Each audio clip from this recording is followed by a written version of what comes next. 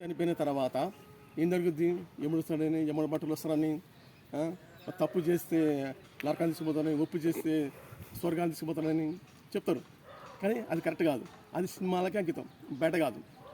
గరుడ పురాణంలో ఏం చెప్తారు? సూదులు తునిపిస్తారని, బరిజనంగాలను కరుపుతారని, రంప పెట్టి కోస్తారని శిక్షలు ఉన్నాయి. కానీ ఇంకా వేరే శిక్షలు కూడా ఉన్నాయి కొన్ని. ఆ శిక్షలు మొత్తం ఈ భూమిని జరుగుతాయి.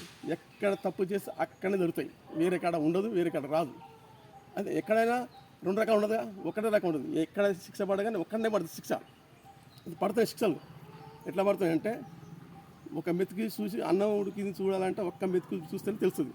ఈ అన్ని మెతుకులు చూడగా అన్ని మెతుకులు మీరు చూడాలి, అన్ని మీరు తెలుసుకోవాలి. మీరు తెలుసుకుంటే మంచిది. కాబట్టి నేను 2-3 మాటలు చెప్తా, ఎక్కువ చెప్పను. అదే మంచికి శిక్ష ఉంది, చెడుకి శిక్ష ఉంది. మంచి చెడు రెండు కలిసి ఒకటై ఉంది. ఒకటై ఉండి అది తప్పు చేసే దాంట్లో ఉంటుంది.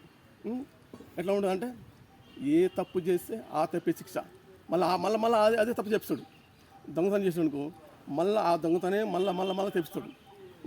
లంచం తీసుకున్నాడు అనుకో, లంచం కూడా మళ్ళీ ఆ తప్పే మళ్ళీ చెప్తాడు. ఏదైతే కంటిన్యూ మాటగా ఫిక్స్డ్గా మాట అంటే కథ దాని తిరిగి ఉండదు. అది ఓకే మాట. అది ఈ కర్మ పోదు. అది ఇంట్లో కూడా ఉంటుంది. ఆ ఇంటి వాళ్ళకు కూడా తగులుతుంది ఈ కర్మ.